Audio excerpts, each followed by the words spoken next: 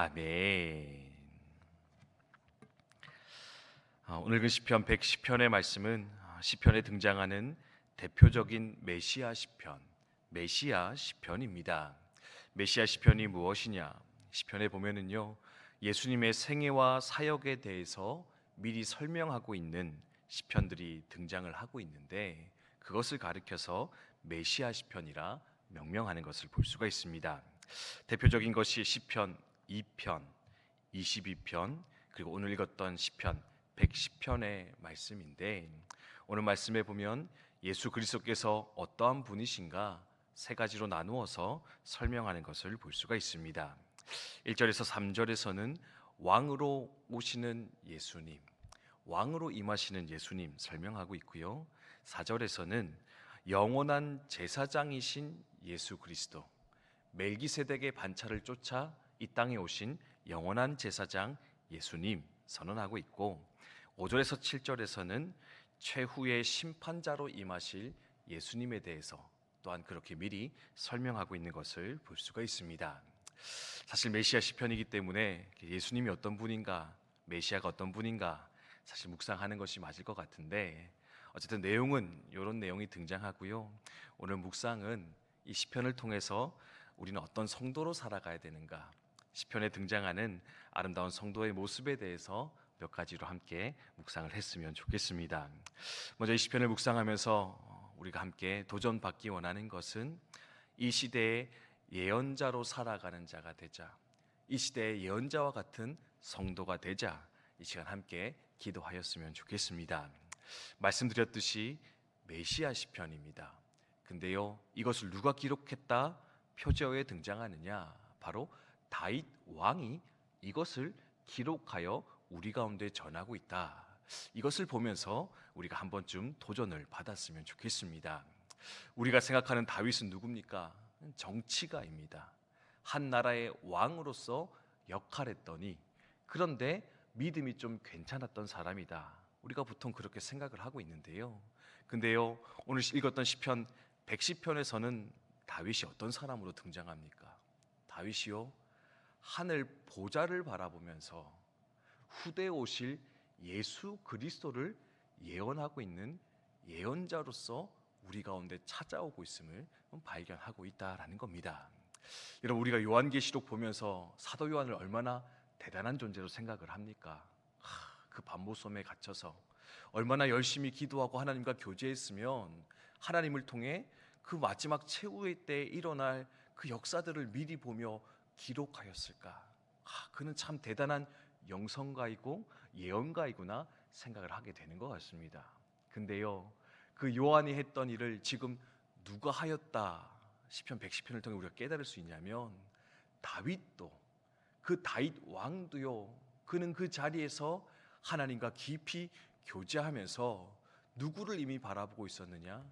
하나님의 보좌 우편에 앉아 계셨던 예수 그리스도, 오실 메시아를 바라보면서 그 메시아에 대한 그 영광과 그 임재에 대한 소망으로 가득 채워진 채 이 시편을 기록하고 있었노라 우리는 발견할 수 있다라는 겁니다.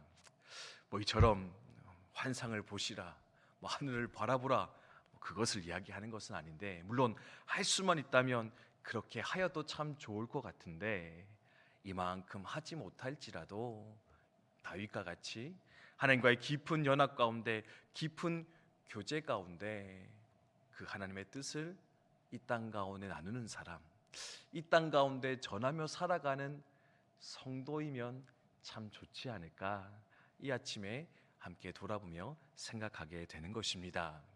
다윗과 같은 이 깊은 영성이, 그리고 다윗과 같은 하나님의 뜻을 전하며 나누는 예언자의 삶을 살아가시는 저와 여러분 되시기를 주님의 이름으로 축원드립니다.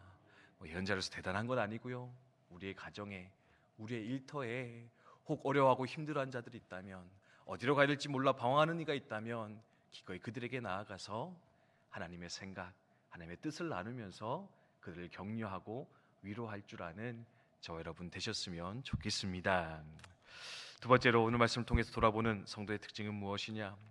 오늘 우리 잘 아는 말씀이 등장하는데, 새벽 이슬 같은 하나님의 성도, 하나님의 백성 되어지기를 주님의 이름으로 축복드립니다. 새벽 이슬 같은 주의 청년들이 주께 나오는도다. 왕이신 예수 그리스도 앞에 어떤 자들이 나아가고 있느냐? 새벽 이슬 같은 청년들이 그 앞에 나아가고 있다. 또 다윗은 기록하는 것을 볼 수가 있습니다. 새벽 이슬, 이것이 어떤 것을 의미할까? 여러 가지를 설명하는데 그 중에 한 가지는 뭐냐면 바로 생명을 살리는 존재, 생명을 살리는 것, 그것이 바로 새벽 이슬의 특징일 것인데, 우리도 하나님 생명을 죽이는 것이 아니라, 모른 척하는 것이 아니라 살려 나아가는 주의 백성, 주의 성도 되게 해주시옵소서. 함께 기도하였으면 좋겠습니다. 익히 알듯이 이스라엘 땅은요 매우 건조한 땅이었다라고 합니다. 근데 그 건조한 땅에서도 생명은 자라나기 마련이었습니다. 열매는 맺혀졌었는데 그 생명과 열매가 맺어졌던 비결이 무엇이냐? 바로 이 새벽 이슬에 있었다라고 합니다. 헐몬산으로부터 내려왔던 수증기가 차가워진 밤 공기 때문에 아침에는 새벽 이슬로서 온 땅에 내려앉게 되어졌었는데, 그 아침마다 내려앉는 그 새벽 이슬, 그 물기가 무엇을 만들어내느냐? 바로 그 메마른 땅에 생명의 기운을, 열매들을 맺어가도록 만들어가는 중요한 요소가 되었다 알려지고 있는데, 이 시대를 살아가는 우리 성도들도 이 새벽 이슬처럼 메말라버린 이 시대 가운데서 생명의 기운을 돋우는, 살아갈 맛을 나게 하는 그런 존재들로서 하나님 우리를 부르셨지 않았을까 돌아보며 생각하면서, 하나님 새벽 이슬 같은 청년 주의 백성 되어서 이 땅을 살맛 나게 만드는, 생명을 더욱더 돋우어 나아가는 그런 우리의 삶이 되게 하여 주시옵소서. 어제 내린 비처럼 이 땅을 가득 적시지는 못할지 모르겠지만, 하나님 나의 하나의 삶이 작은 그 생명의 기운이 되어서, 작은 물기가 되어서 내가 있는 그곳만큼은 작은 생명이라도 움틔우며 살아가는, 작은 열매라도 조금씩 메워 살아가는 우리들이 되게 하여 주시옵소서. 함께 소망하였으면 좋겠고요. 마지막으로는 같은 절에 나오는 즐거이 헌신하는 주의 성도 되게 하여 주시옵소서. 예언자로 살아가기 원합니다. 새벽 이슬 되기 원합니다. 근데 주님 억지로 하지 않게 도와주시고 즐거이 헌신하여서 주의 마음을 시원케 하는 우리가 되게 하여 주시옵소서. 마지막으로 소망하였으면 좋겠습니다. 주의를 감당하는 것이 부담이십니까? 무거운 짐처럼 여겨지십니까? 억지로 하십니까? 책임감이십니까? 누구 눈치 때문에 하시는 것입니까? 그렇게 할 때도 있을 것인데, 계속 그렇게 한다면 우리 가운데 남는 것은 없을 것 같습니다.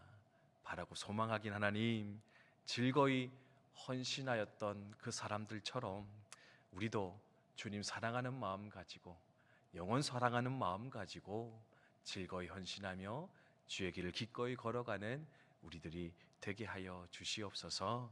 특별히 여름 사역들 여러 가지로 준비되고 있는데, 하나님 이 모든 것들이 즐거이 헌신하는 주의 백성들을 통해서 또 아름답고 귀하게 이루어져 갈 수 있도록 주님 인도해 주시옵소서. 함께 기도하였으면 좋겠습니다.